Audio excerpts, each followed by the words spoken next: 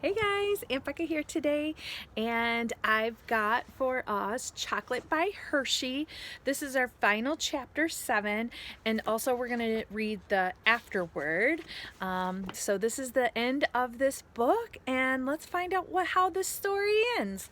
All right, chapter 7, What Chocolate Built. Although Milton devoted a lot of time, money, and energy to the school, he couldn't fill the emptiness he felt without Kitty. Milton hoped that travel would make his grief a little lighter. His mother had always wanted to visit Cuba, so in 1916 he took her there. Always thinking like a candy maker, Milton was interested in Cuba's largest industry, sugar. Milton decided to build a sugar mill there to guarantee plenty of sugar for the chocolate factory. He immediately put the plan into action, and soon the new mill was under construction. Just as he had done in Pennsylvania, Milton built a whole town for the workers.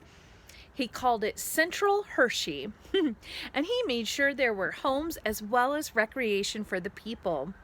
Milton built a railroad line to carry sugarcane to the mill and refined sugar to the port. One day, a tragic accident happened on the Central Cuban Railroad and killed many people and left many children orphans. Again, Milton Hershey used Hershey, Pennsylvania as a model and built a school for these children. Though he spent his money on good things, Milton's mother was always a little afraid of his great wealth and always warned him of disaster. Money can be made, but money can be lost as well, she told him. She insisted on working at her home wrapping candies every morning until her health began to fail. Milton devoted himself to her during her final months of life, and she died in 1920 at the age of 84. After her death, it seemed that Fannie Hershey's words would come true. Milton had real money troubles. The Hershey Chocolate Company was using so much sugar that the Cuban plant was not able to keep up, and Milton decided to buy sugar elsewhere for the future needs of the factory. He agreed to pay sky-high prices, assuming that the price of sugar could only go up and up. It didn't. It dropped dramatically. When the sugar was finally delivered, Milton had to pay for it at the agreed-upon price, and he lost more than $2,500,000. Once again, Milton was forced to ask for a loan. The bank agreed, but only if they could send a manager to oversee things. Milton hated having someone from outside telling him how to run his business.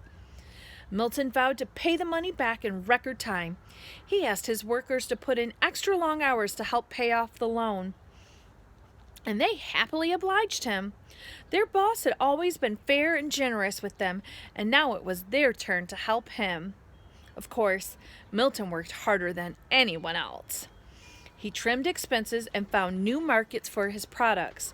He convinced the A&P stores, a chain of stores all across the United States, to stock his candy. This move guaranteed that Hershey's chocolates would be sold all over the country at A&P stores. With everyone making an all-out effort, the bank loan was paid off in 1922, and Milton triumphantly told the bank they could call off their watchdog, the manager. For Milton Hershey, it had been a close call. He could have lost everything. He realized that Hershey Chocolate Company was too big to be run by one man. So he split the company into 3 parts. One company would take care of the chocolate business, another would run the sugar operations in Cuba, and the third would run the town of Hershey, Pennsylvania. All 3 companies were controlled by the Hershey Trust Company, which supported the Milton Hershey School. Throughout the 1920s, the entertainment attractions brought more and more visitors to Hershey. The chocolate factory prospered and began introducing new mouth-watering treats. In 1925, Hershey brought out Mr. Good Bar, a milk chocolate and peanut bar. 2 new products hit the stores in the 1930s: Crackle, a chocolate bar filled with crisp rice, and Hershey's Miniatures, tiny versions of all the Hershey bars made. Unfortunately, the 1930s brought more than new chocolate bars. They brought the Great Depression. The whole country was having financial problems. Many businesses went broke. Factories began to lay off workers and to close, and even banks began closing. 1/3 of the workers in the United States lost their jobs. The Depression came to Hershey, Pennsylvania, too. Milton called a meeting of his top associates. He had a plan to make sure no workers would be laid off. He wanted to put people to work on building projects that would improve the city of Hershey.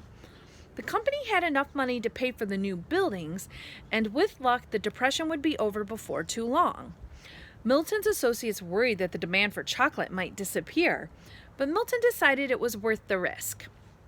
Soon, the town became a giant construction site. First, the workers built the community building, complete with theater, gym, swimming pool, and library. In rapid succession, they built a beautiful resort hotel, a sports arena, a stadium, a high school for the Milton Hershey School, and a modern air-conditioned office building for the company. All of this construction took care of the workers of Hershey. Although hours worked were reduced, no jobs were lost. Milton Hershey had gambled that the factory in town could survive the Depression, and he was right. When the worst of the Depression was over, the factory was back in full production again. In 1937, when the world was gearing up for war, the United States Army came to Milton Hershey for help. The Army wanted a chocolate bar for soldiers that would provide emergency food and wouldn't melt in the soldiers' pack. The chocolate bar had to be small, yet able to keep a soldier going for a whole day. This was just the kind of challenge Milton thrived on. He got his chief chemist, Samuel Hinkle, busy on the project. Soon Hinkle had perfected the Field Ration D chocolate bar. The D stood for daily. Here was food for a fighting man for a day. The United States entered the Second World War in 1941, and before long, the Hershey Chocolate Factory was turning out 500,000 bars every day. The United States government gave awards to factories and businesses that did something special for the war effort. Hershey Chocolate was awarded the Army Navy E for excellence. Soon, the flag with its proud E was flying over the Hershey factory. Milton Hershey lived just long enough to see the United States and its allies win World War II. Both Germany and Japan were defeated when, on October the 13th, 1945, Milton's long life of 88 years ended. What a life of accomplishment it had been for the Pennsylvania farm boy. Today, in the great rotunda of Founders Hall at Milton Hershey School, stands a bronze statue of Milton Hershey with his arm around one of the orphaned boys. Under the statue, these words are written: "His deeds are his monument. His life is our inspiration." And there's a picture with the E for excellence. And that's the end of the chapter. So let's just read the afterword real quick and find out what happened. Milton Hershey had the right idea when he made Hershey, Pennsylvania into a tourist town. People still loved his chocolate town. In fact, 4 million people travel to Hershey each year. Did you know that? I didn't. In fact, they can visit the amusement park and the zoo, and at the visitor center they can learn exactly how cocoa beans become chocolate bars. Have you ever visited there? I haven't been yet. I don't know. Milton Hershey would be pleased to know that more people than ever love his chocolate. Me. The factory needs milk from about 50,000 cows, 700,000 quarts just for one day's chocolate production. 33 million Hershey Kisses, along with many other chocolate products, are made each day, and 90 million pounds of cocoa beans are stored near the factory in 24 giant silos, enough to make 5.5 billion chocolate bars. That's a lot of chocolate. Milton would also be proud of the Milton Hershey School. About 1,200 students in kindergarten through 12th grade now attend the school. Graduates have gone on to successful lives. Some have even become executives of Hershey Foods Corporation. Milton Hershey once said, "If we had helped 100 children, it would have been a worthwhile." And the Milton Hershey School has helped not just hundreds, but many thousands of young people. Well, you guys, I hope you enjoyed the book Chocolate by Hershey, and I look forward to seeing you next time. Mwah!